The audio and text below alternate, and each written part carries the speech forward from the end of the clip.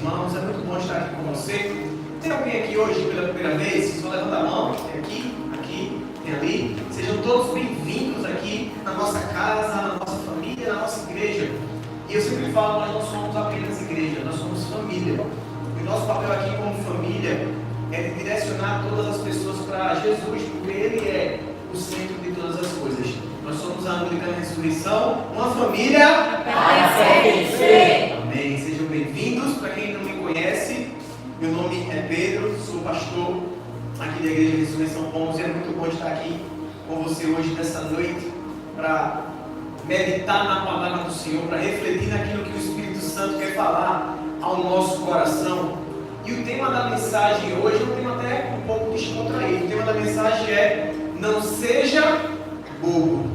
Diga para essa pessoa que está do teu lado assim, diz assim, ó: não seja bobo. Olha para outra pessoa e diz: não seja bobo. Quando a gente fala isso sobre a pessoa ser uma pessoa muito bobinha, fulano é muito bobinho, a gente fala sobre pessoas que são enganadas, ludibriadas facilmente. E é sobre isso que a gente vai conversar nessa noite, é sobre o engano. Porque o engano é uma das principais armas de Satanás, é uma da maior forma de Satanás atacar diretamente na nossa vida, é nos enganando. E a gente precisa despertar para isso nessa noite. Eu queria que você abrisse sua Bíblia lá em Isaías capítulo 5. Nós vamos ler apenas o versículo 20.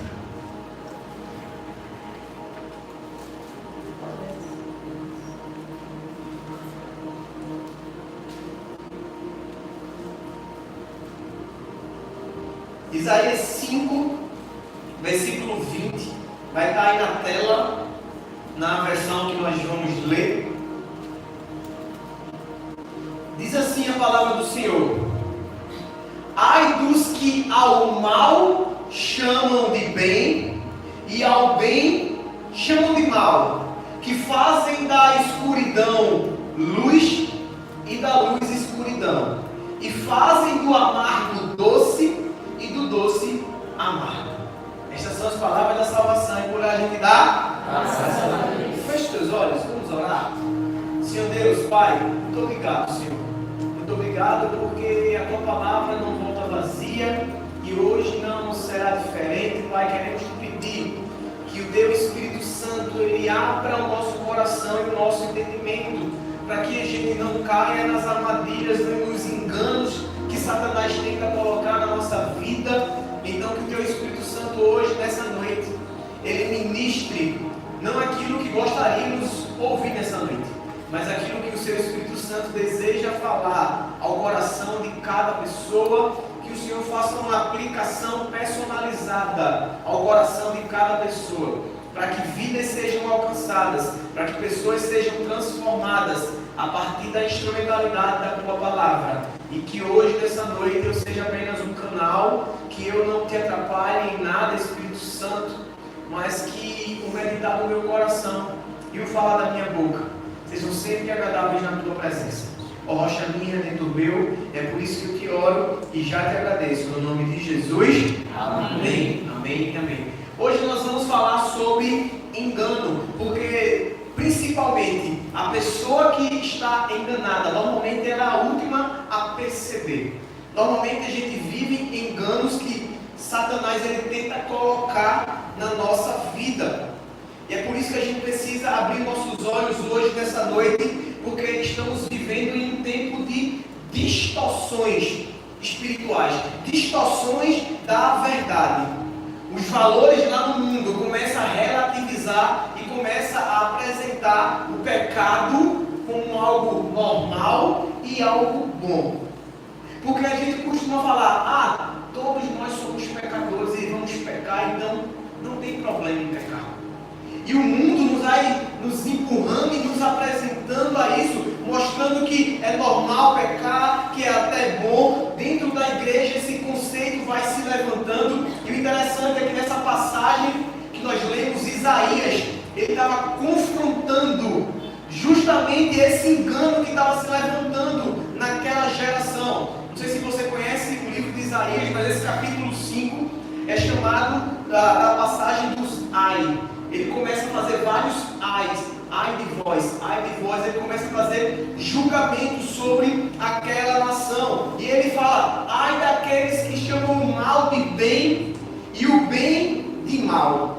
Ele estava trazendo que as pessoas estavam confundindo coisas que deveriam ser primárias, coisas básicas que não tem como confundir. Romeu, não tem como tu confundir. Quando tu se levanta para trabalhar, 5 horas da manhã, sai de casa 6 horas, e você olha a luz do dia, não tem como você dizer, ainda é noite? Não tem como.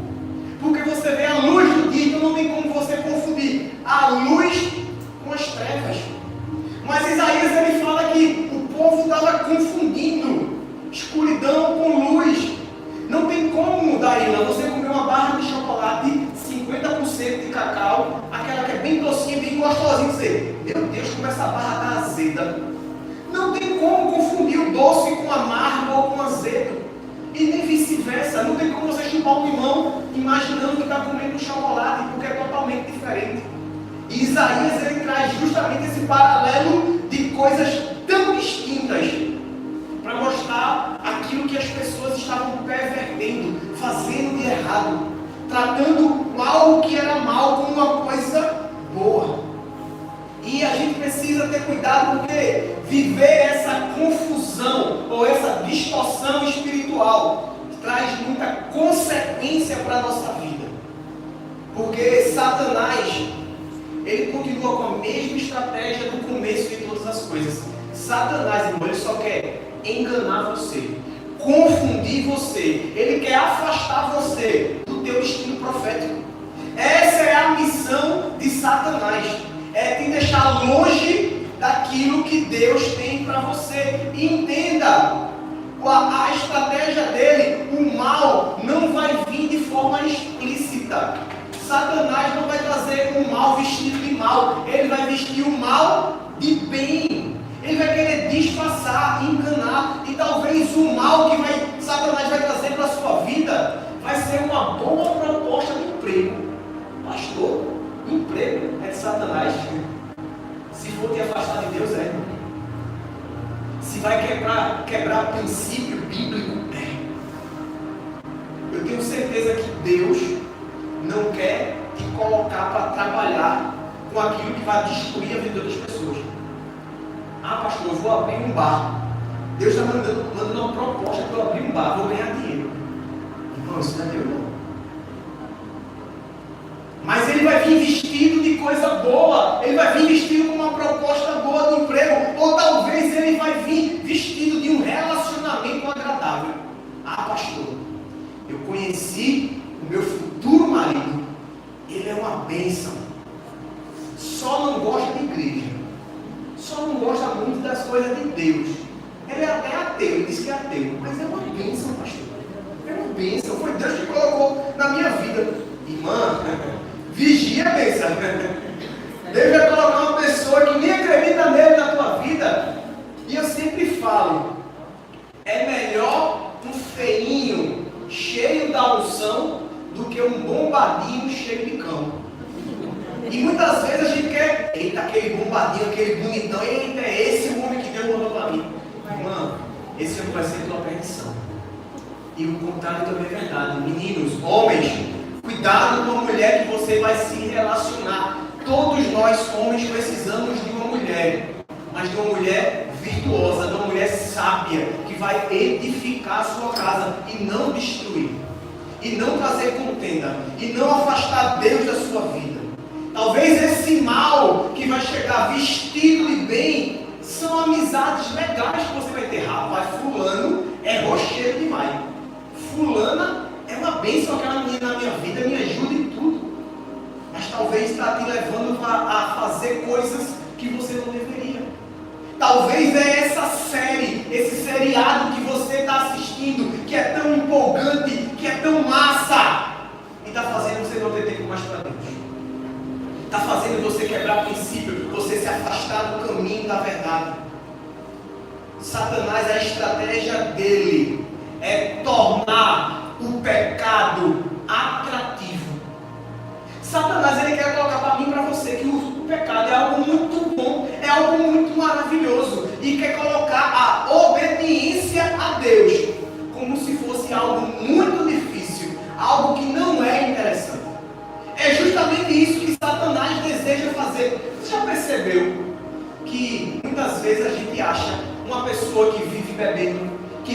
humano que vive em festa, ficando com todo mundo que quer. A gente acha de rapaz, fulano é livre, ó. Vê que liberdade, eu queria ter isso. É Satanás justamente vestindo o mal de uma coisa boa e de uma coisa atraente, para a gente achar que é isso que a gente deseja. Escute isso, Satanás. O desejo dele é justamente esse: fazer com que aquilo que nos aprisiona pareça liberdade e aquilo que nos liberta pareça escravidão. Satanás, ele deseja fazer com que aquilo que nos aprisiona, aquilo que vai nos escravizar, como se fosse algo que nos liberta, e fazer com aquilo que nos liberta como se fosse algo que nos escraviza, algo que fosse ruim. E hoje, nessa noite, para a gente não ser enganado, para a gente não cair nessas armadilhas de Satanás, nós precisamos entender 3 verdades que vão nos proteger do engano. Nós vamos falar sobre Satanás, que ele engana através da distorção da verdade. O segundo, o engano produz consequências espirituais graves. E o terceiro, o foco em Deus é a nossa proteção contra o engano. Então, hoje nós vamos trazer verdades bíblicas que nos libertam de Satanás, para que a gente não seja enganado. Então, o que nós precisamos saber ou entender, pastor? Em primeiro lugar, anota aí se você estiver anotando. Satanás, ele engana através da distorção da verdade. Esse é o primeiro ponto. Satanás, ele engana através da distorção da verdade. O interessante, irmão, é que a mentira, ela nunca vem com cara de mentira. A mentira, ela vem maquiada ou disfarçada de verdade. Veja que coisa interessante, quando a gente fala que a mentira, ela vem maquiada de verdade. Para que as mulheres usam maquiagem hoje? A maquiagem da mulher nada mais é de uma maneira de esconder ou de mudar aquela realidade que não está tão legal. Às vezes está com espinha gigante, uns buracos na cara, você tome pó, base, um monte de coisa. Para o quê? Mudar um pouquinho aquela realidade. E aquela realidade se torna mais sutil, algo mais agradável. Você parou para perceber também que hoje a mulher usa tanto, não só mulher, homem, tanto efeito no Photoshop, que as pessoas na rede social é uma. Quando você vê a pessoa pessoalmente, é outra pessoa, totalmente diferente, porque ela vai maquiando efeito. O Instagram tem a questão dos filtros. Tome filtro, você muda. O Instagram bota até batom na mulher, maquiagem, bota tudo. A maquiagem justamente é a forma de alterar um pouquinho a realidade. Satanás, ele faz justamente isso, irmão. Ele quer maquiar a verdade. Ele quer maquiar a mentira na verdade de verdade. Satanás, ele nunca vai chegar para você mandando você assim: Lucas, vai matar alguém ali, vai roubar alguém. Não vai. Mas só que ele começa a incutir no coração da pessoa algumas meias verdades, algumas coisas erradas e vai maquiando. Quer ver um exemplo? Vamos supor um jovem que roubou o celular de alguém. Para que o jovem chegasse a roubar alguém, primeiro Satanás começou a colocar no coração daquele jovem: jovem, você é uma vítima da sociedade. Você foi uma pessoa abusada pelo seu pai em casa. Você nunca conseguiu estudar porque você não teve condições. Você via isso em casa, seu pai agredindo, aquele ambiente abusivo. Você foi excluído pela sociedade. E aquele jovem começa a achar que, devido a tudo isso, ele tem o direito de roubar alguém que teve melhores condições. E quando a gente fala isso, parece que o erro dessa pessoa se torna mais leve. Porque a gente, rapaz, ele sofreu tanto na vida, só levou no celular. Talvez a gente, rapaz, uma pessoa que roubou para comer, a gente começa a achar que é certo. Na verdade, a gente, rapaz, fulano foi pego roubando. Ele roubou para comer, beber. Aí nós deixamos o bichinho solto. Porque a gente começa a maquiar uma mentira de verdade e algo ruim bom. E é por isso que eu sempre falo, cuidado com as meias verdades. Eu falei até num culto aqui, e vou trazer esse exemplo de novo para quem não estava. Vamos supor que Lucas chega para mim e diz: pastor, eu sou um motorista top. Eu sou quase um Rubinho Barrichello da Fórmula 1. Eu só levei 2 multas até hoje. Até hoje eu só tenho 2 multas. E eu começo a pensar: rapaz, Lucas deve ser um motorista bom. Ele deve ter uns 20 anos de carteira, 2 multas. E eu pergunto: Lucas, tu tem quantos anos de carteira de motorista? Lucas fez: tenho só há 1 semana, pastor. Então você percebe que ele não mentiu quando falou que tinha levado apenas 2 multas. Mas a meia-verdade, ela faz com que a gente comece a enxergar por outro prisma as coisas. Porque se ele falasse: pastor, em 1 semana de carteira eu levei 2 multas, e Lucas, tá minhas coisas, entrega essa carteira porque tu não sabe dirigir não.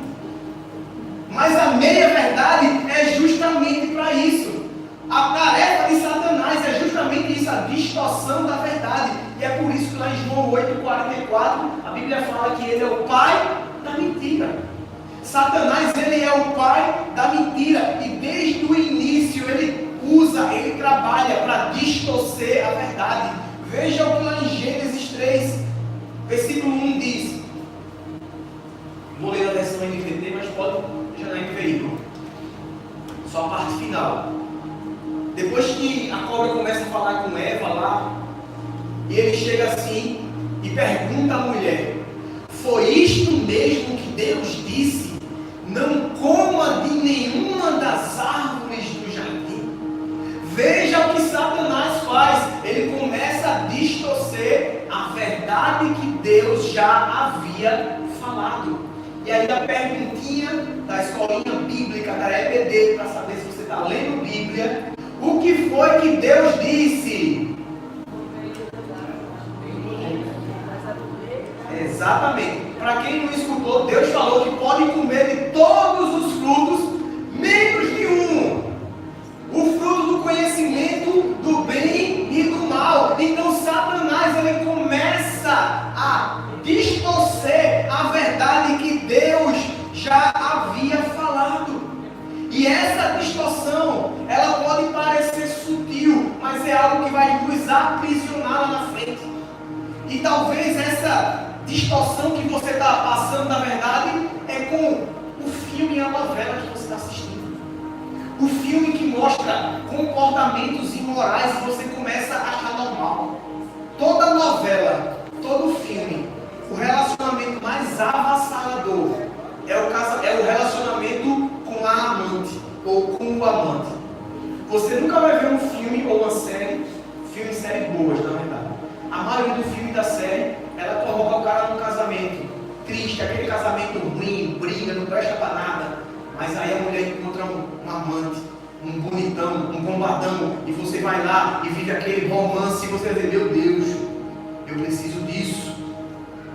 No meu casamento, meu marido só fica arrotando e peidando do meu lado todo dia. Eu quero esse cara que chegue para mim.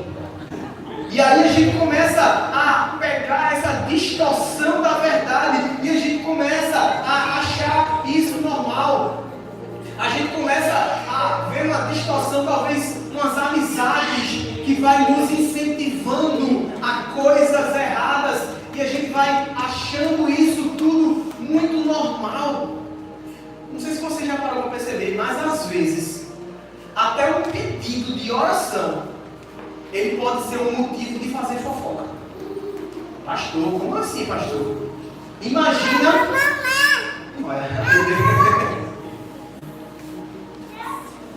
Veja que coisa interessante. Um pedido de oração pode ser até uma forma da irmã fazer fofoca. Quer dizer, vamos dizer com Patrícia. A Patrícia chega para Lilian e diz: Lilian, a gente precisa orar por Daíla. Daíla traiu o Jader. Meteu uma cara em Jader. Vamos orar. Vamos orar pela vida dela para ela se libertar disso. Ela, na verdade, só queria falar da fofoca para Lilian. Ela não estava preocupada com o coração, ela não vai nem orar. Mas ela, disfarçada de verdade, verdade disfarçada de santidade, ela vai lá e toma fofoca. E a gente está achando normal isso. Tem coisas que a gente faz porque, pastor, está normal porque todo mundo está fazendo, então não tem problema fazer. Satanás ele usa essa estratégia, distorcendo a verdade, e não só isso, ele começa a colocar em dúvida a bondade e a fidelidade de Deus. Lá em Gênesis 13, versículo 4 e 5, irmão, Satanás ele diz assim para a mulher, a serpente disse à mulher, depois que a mulher disse que se comessem desse fruto do bem e do mal, eles iriam morrer. Aí Satanás diz, certamente não morrerão. E o versículo 5 ele diz, é que Deus ele sabe que no dia que você comer dele, seus olhos se abrirão e vocês serão como Deus, conhecedores do bem e do mal. Satanás dele, Deus não é tão bom assim não, irmão. Deus na verdade ele está querendo esconder de você o que há de melhor. Porque Deus, ele diz que você vai conhecer o mal. Não é mentira. Ele não quer que você seja igual a Ele. E talvez é esse tipo de pensamento que vem na nossa vida. Quando as coisas começam a andar errado. A gente começa a caminhar na igreja e as coisas não estão dando muito certo. E rapaz, eu acho que não dá certo esse negócio de igreja não. Eu estou lá, só está tudo errado. É melhor eu ir embora. É melhor, e a gente fala, que mal tem viver longe da igreja? E você sempre vai ouvir da pessoa que está afastada da igreja dizer, mas eu tenho minha comunhão com Deus em casa. Não tem problema nenhum viver com Deus em casa. Não, é justamente na igreja, a gente precisa da igreja, sabe para quê? Para a gente ter pessoa que pensa diferente da gente. Para a gente conviver com pessoa que não gosta da gente. E a gente precisa perdoar e amar essa pessoa. É na igreja. Ficar só em casa é muito fácil, gente. Lá no YouTube, vou lá, 7 passos para vencer as barreiras, as muralhas de Jericó. Essa eu quero ouvir, essa pregação. Como vencer financeiramente, eu vou lá. Aí quando eu vou lá, como perdoar quem me ofendeu? Essa eu não assisto não. Como amar aqueles que não gostam de mim? Também não. E a gente vai escolhendo, e a gente vai sendo confrontado, e é muito fácil, e a gente vai sendo enganado, aceitando apenas aquilo que a gente deseja. A gente começa a dizer, algumas outras vezes, eu trabalho para isso mesmo, eu posso gastar, eu posso fazer o que eu quero, eu posso usar.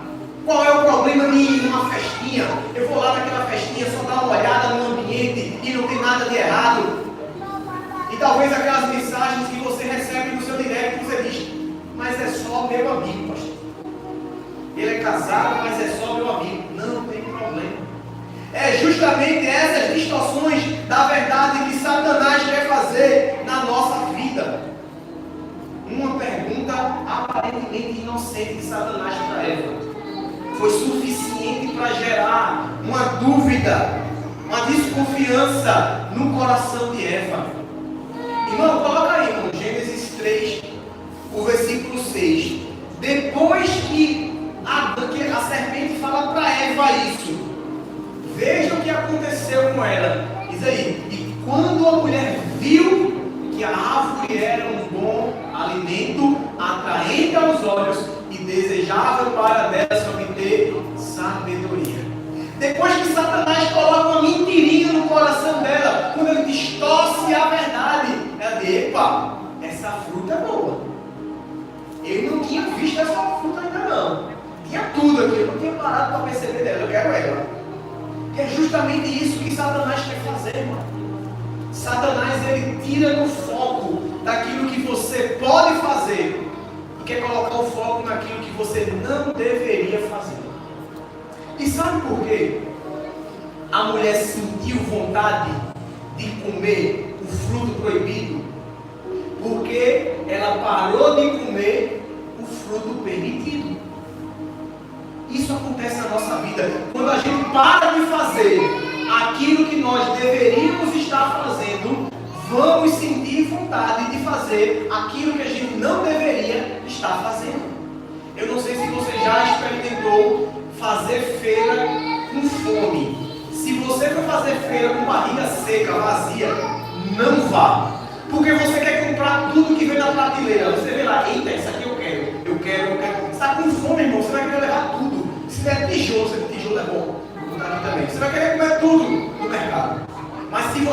barriga cheia, satisfeito, você só vai querer pegar o necessário. Aquilo apenas que você vai precisar. Então Eva, ela sentiu vontade de comer o fruto proibido, porque ela parou de comer o fruto permitido. Então, muito cuidado. E essa é a estratégia do diabo. E ela continua a mesma estratégia até hoje. Ele veste o pecado de algo bom. Ele apresenta uma mentira como se fosse uma verdade. Ele apresenta a rebeldia como se fosse liberdade. Ah não, fulano não é rebelde, não, fulano é livre. Pode fazer o que quer. Vive a vida como quer. Ele veste o egoísmo de amor próprio. Aquela pessoa que só pensa nela. Ah não, pastor, eu penso muito em mim. Eu não sou egoísta não, mas o primeiro sou eu. Depois é eu, depois é eu, e depois alguém se jogar no espaço. E é amor próprio. O mundo diz, não, isso aí é amor próprio. Satanás, ele faz justamente isso. E pessoas aceitam aquilo que Deus está reprovando. E muitas vezes, sem perceber, você tem que parar para entender. Isso que você está fazendo, ou está querendo fazer, está agradando a quem? Agradando a você ou agradando a Deus? A quem está agradando? A Bíblia fala lá em Salmos 119, 105. Lâmpada para os meus pés é a tua palavra, e luz para o meu caminho. Lâmpada e luz servem só para iluminar. Eu não sei se você já tentou caminhar dentro da sua casa quando está escuro, quando você se acorda em madrugada para ir no banheiro, mesmo que você saiba onde as coisas, você sai trupicando, levando canelada na cama, bate no guarda-roupa. Por quê? Porque está escuro. Mas quando existe luz, a gente não tropeça.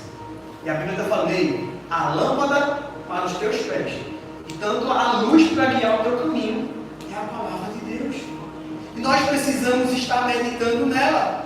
E Isaías está denunciando justamente isso, essa inversão de valores. As pessoas estavam chamando trevas de luz, chamando o amargo de doce. Não tem como.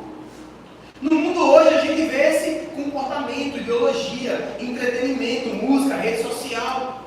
O engano espiritual, ele funciona de forma semelhante. Se somos expostos repetidamente às práticas erradas, vamos acabar aceitando o que Deus chama de pecado como normal. Então nós precisamos cultivar hábitos de meditar diariamente na Escritura, para que o engano não confunda você. Conhecer a verdade, ela é a melhor defesa contra a mentira do inimigo.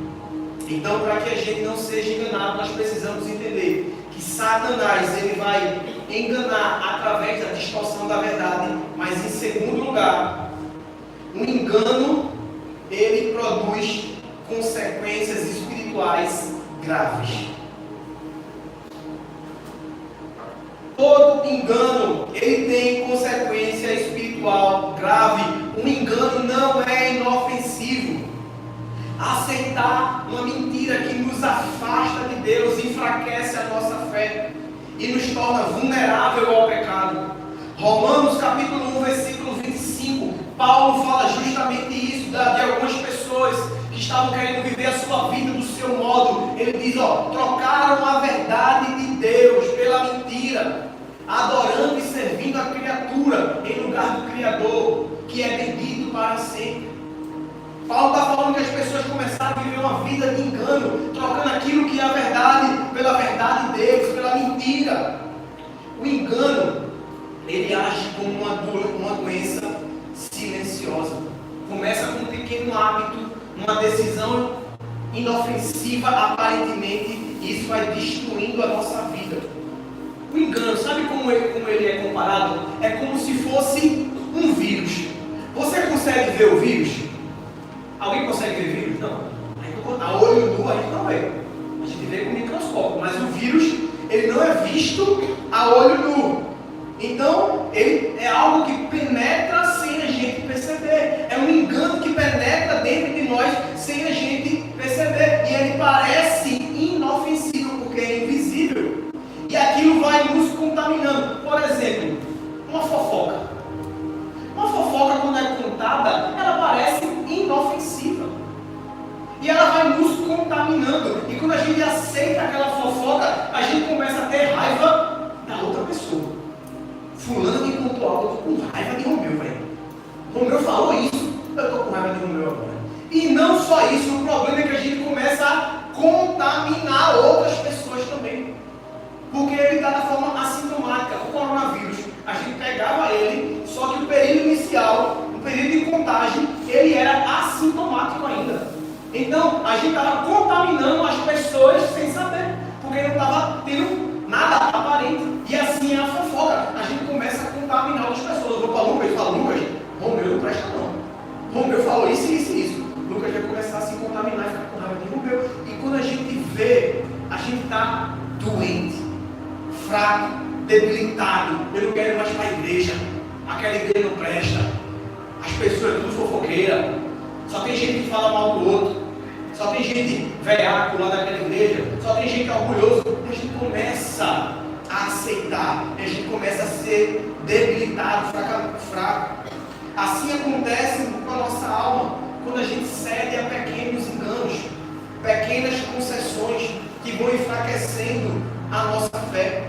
E o engano, ele cobra um alto preço. Algo que no início era inofensivo, como mentir, fofocar, ceder a pequenos desejos contrários a Deus, vai nos aprisionar lá na frente. Quando você começa a aceitar algumas coisas como sendo normal, lá na frente você vai estar aprisionado, preso, enganado. Aconteceu isso com Saul. Não só uma vez, mas 2 vezes ele estava com engano no seu coração. Deus fala para Saul: Saul, vai lá, destrói todo mundo, todos os amalequitas, mata todo mundo, mata animal, destrói tudo, não sobra ninguém. E Saul, com o coração enganado, vai lá e ele guarda o melhor dos rebanhos, o melhor dos tesouros. Ele permite que o rei e algumas pessoas fiquem vivas. E Deus rejeita ele, porque ele preferiu agradar pessoas e agradar ele mesmo. Eles, não, Samuel, mas isso aqui era para Deus, a gente ia ofertar para ele. E não só isso, outra vez na batalha, ele estava esperando Samuel, só quem podia fazer o sacrifício era o sacerdote. Samuel demorou, ele foi lá e fez o sacrifício, desagradou mais uma vez a Deus, porque estava querendo agradar homens. E porque ele estava enganado, ele perdeu tudo. Porque o engano, ele tem consequências espirituais muito graves. Assim como Ananias e Safira, que é outra história muito conhecida e você conhece. Eles estavam com um propósito certo, mas da maneira, com a motivação errada. Eles estavam ofertando na igreja. Ofertar na igreja é pecado, pastor? Não é. A gente precisa ofertar e dizimar. Foi isso que Ananias e Safira estavam fazendo, ofertando na igreja. Mas a motivação do coração deles era querer ser melhor do que as outras pessoas. Eles venderam o terreno por um valor e mentiram sobre aquele valor para o próprio Deus. E a Bíblia fala que ele tentou enganar o Espírito Santo. E o preço do engano foi pesado. Ele e Safira morreram na hora. Porque o preço do engano, ele traz consequências espirituais graves. Então, muito cuidado para que você não seja enganado. Nós precisamos entender que Satanás, ele vai distorcer a verdade. Ele vai trazer a mentira como se fosse verdade. Ao engano, ele traz consequências espirituais graves. E o terceiro e último lugar, para que a gente não seja enganado, o nosso foco precisa estar em Deus, porque Ele é a nossa única proteção contra o engano. Se você deseja vencer o engano, o seu foco precisa estar em Deus, porque é a única forma de nos blindar, porque o inimigo, ele trabalha para confundir, distorcer, enganar, maquiar a verdade. E a nossa única forma é manter os nossos olhos fixos em Jesus. A nossa única arma é manter o nosso foco em Deus. Gente, essa foi a arma que Jesus usou contra Satanás. Quando Satanás leva ele para o deserto, Jesus vence Satanás focando apenas na palavra. Está escrito, está escrito. Não só de pão viverá o homem. Está escrito, não tentarás o Senhor teu Deus. Com a própria palavra, Jesus manteve os olhos fixados em Deus. Foi a forma que ele usou para vencer o engano de Satanás. Porque Satanás ele pegou a própria palavra, irmão. Se Satanás pegasse muito dos crentes hoje, a gente estava todo mundo em maus lençóis. Porque muita gente não lê a Bíblia. Nem conhece a Bíblia. Satanás leva Jesus lá para um lugar bem alto, no pináculo de Jesus. Pula da ilha para baixo. Sabe por quê? Porque na palavra de Deus diz que Deus enviará anjos para te proteger. Olha, o cara conhecia a palavra. Se fosse eu e vocês, eita, a palavra vamos embora. Mas Jesus disse, mas também está escrito, não tentarás o Senhor teu Deus. Jesus venceu ele com a palavra, porque Jesus fixava os olhos no próprio Deus. E é por isso que lá em Hebreus 12, 1, 2, fala a única forma que a gente pode vencer, como é que a gente pode finalizar a nossa corrida. Hebreus 12, versículo 1 e 2, eu não vou ler, mas está aí na tela. Fala justamente que existe uma corrida para mim e para você. E a única forma de vencer o pecado que quer te derrubar, de vencer aquilo que tenta te atrapalhar. O versículo 2 diz, mantendo os olhos fixos em Jesus, que é o autor e consumador da nossa fé. Essa é a única forma de vencer o nosso pecado. É a única forma de vencer tudo aquilo que nos atrapalha. Gente, a palavra de Deus é a nossa âncora.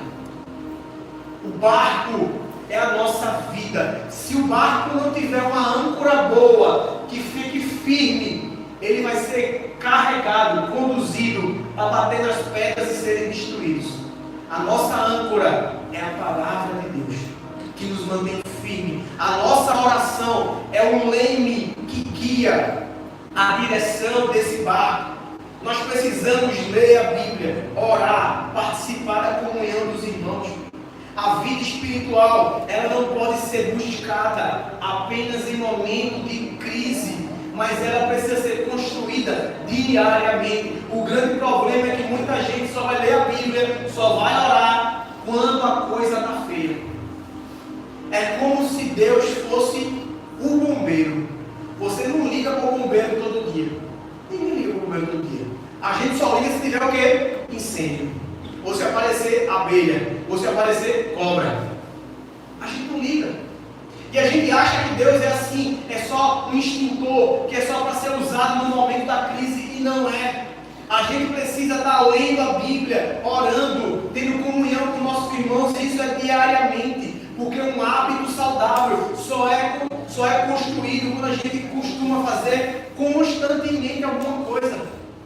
Você não vai ter um hábito de ter uma vida saudável, de se acordar de 5 horas da manhã para correr, tentando fazer isso só uma vez por ano. Não vai. Você precisa ter disciplina e constância. Quando você começar todo dia, acordar de 5 horas, para ir para a academia, para correr, para fazer alguma coisa, depois vai se tornar um hábito. No começo é difícil, mas depois vai se tornar prazeroso. Porque um hábito saudável, ele só é construído com constância. E assim precisa ser na nossa vida. A palavra de Deus.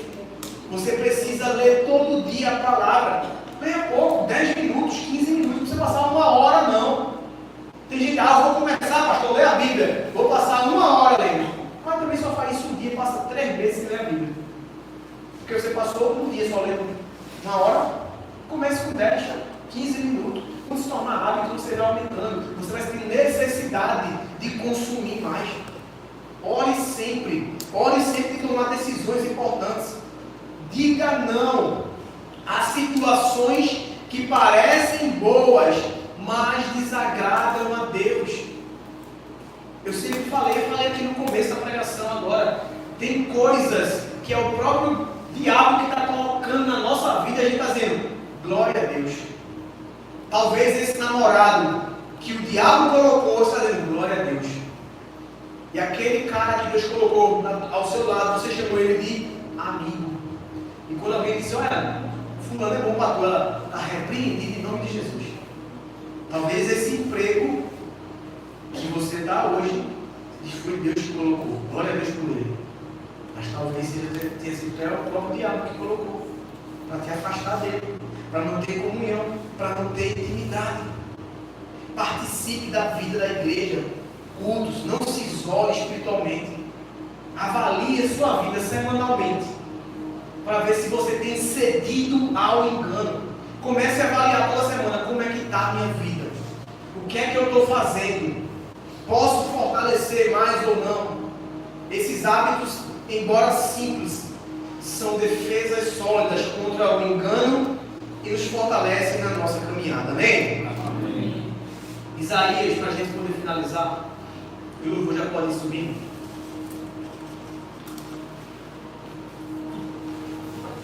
Ele estava denunciando justamente essa inversão de valores, coisas que acontecem também hoje no nosso tempo, desafios semelhantes, o mal sendo chamado de bem, luz confundida com trevas, amargo sendo achado que é doce, e o inimigo ele tenta nos enganar. A única forma de encontrar a nossa vitória é em Cristo Jesus. A Bíblia fala que em Cristo nós somos mais que vencedores. Nós precisamos manter os nossos olhos fixos em Cristo, que é a âncora para a nossa palavra, que é o autor e consumador da nossa fé. A vitória, irmão, nunca vai vir da nossa força, nunca vai vir da sua força, mas apenas para aqueles que permanecem firmes em Cristo. Eu queria que você fechasse os olhos no seu lugar. Eu queria